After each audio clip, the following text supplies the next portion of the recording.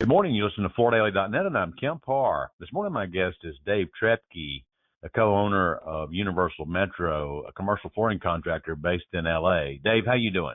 I'm doing well, Kemp. Traveling back from the StarNet member conference in Newport, Rhode Island. Well, I think you're on an airplane already. One of the reasons I wanted to talk to you, we talked 8 months ago. You had agreed to purchase commercial flooring services in conjunction with Grant Petroselli. I wanted to check in with that. That's a StarNet member that was based in Huntsville, owned by Randy Sexton. But also, I wanted to talk to you about a news story we ran on Floor Daily about small business optimism. Small business owners like you are feeling good about where things are headed. So why don't we start out with how's business? Yeah, great question, Kemp. We've been working really diligently on how to navigate the new short-term economy as we adjust to tariffs and slow down higher interest rates that are making products still high in terms of their ability to fund them across all the trades. So I do see optimism from many aspects. There is bid invites that are out there. There's certain products in certain segments that are available. Multifamily still continues to have work, but it has slowed. Would you say year over year that you're flat or down? Year over year, we actually have had the last 18 months was some of the most difficult I've had to navigate in my entire career of 35 plus years. Ironically, that's because a lot of products have been on hold. Our backlog is strong, but that doesn't mean all the revenue is there, billable revenue yet. And I do believe that 26 and 27 for us is going to be absolutely amazing. But we had to work really diligently to make that happen now. You said multifamily. What other sectors are showing some life? Years ago, we decided to diversify from just healthcare to also corporate TI and retail. The retail side has been really strong, especially with what I would call chain store type retail. So you're seeing a lot of bid invites as those stores expand. We get reached out to do that kind of work. So that's been strong as well. However, big projects, especially in the Los Angeles market as well as our Phoenix market, are down. Are you seeing any business in the office sector? Yeah, the office sector is slower to return than I think many of us expected. However, it is returning. Some of the, I would call general TI is happening, as some business are expanding. There's still a lot of space that's dead. There's been reuse happening.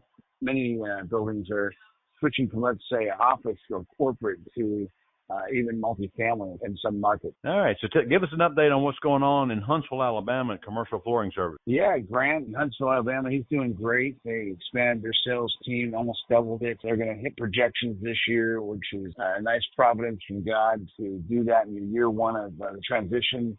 Just saw Randy actually at an event, and he's just really tickled pink that the legacy that he created all those years ago is doing well and going to continue forward. I should mention that you're on the StarNet board and you were at this membership meeting. So tell us how the rest of the members doing. Yeah, those get-togethers or the membership are designed to deepen our relationships with each other as well as foster growth with our vendor partners. The sentiment was interesting. The question I think I heard the most was, what are you seeing out there? I think everybody was asking each other what they were seeing out there. Many of their pipelines are strong.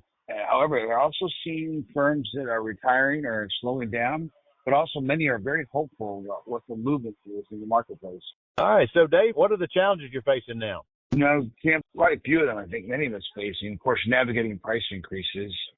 We have to decide if we're going to absorb or if we're going to make price concessions or are we just going to pass on the increases. Of course, small-term contracts, you can do a little bit of pass on. One of the most concerning I have, though, is delayed payables. My customers are simply not paying as timely as they were 12 months ago. In fact, we have a 12-day payables that's higher than it was 1 year ago. And I talked to peer-to-peer groups and across all industries, and they're experiencing the same delays.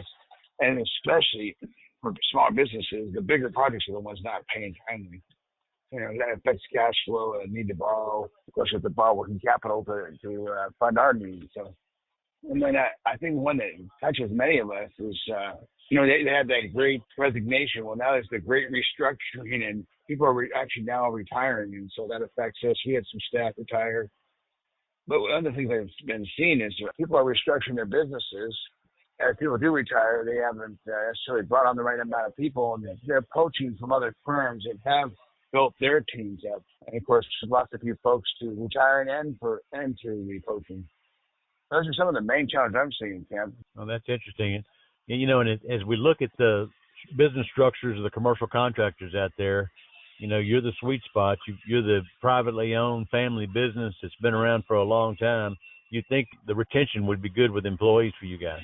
You would think it would be, but what we found is one of our main goals is to build leaders. Of course, we build them strong enough that they can go anywhere, and that's exactly what's happened. And a few of our folks, we said one of our VPs will be a president of another firm, and we're excited for that person, although, of course, it's hard short term. So you're leaving the StarNet meeting. You take anything home that you're going to put into play?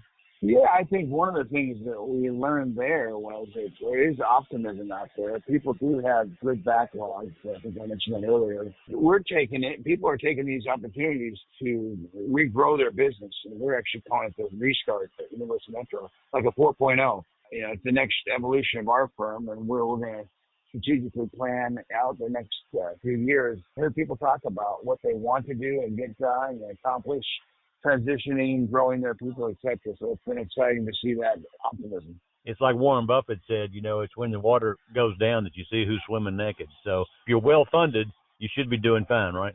Yeah, I think you're seeing exactly that. I've watched a few folks go out of business recently. Others that were buying business, I call it buying business, and they're starting to slow down a little bit. We're not seeing their name out there nearly like we were.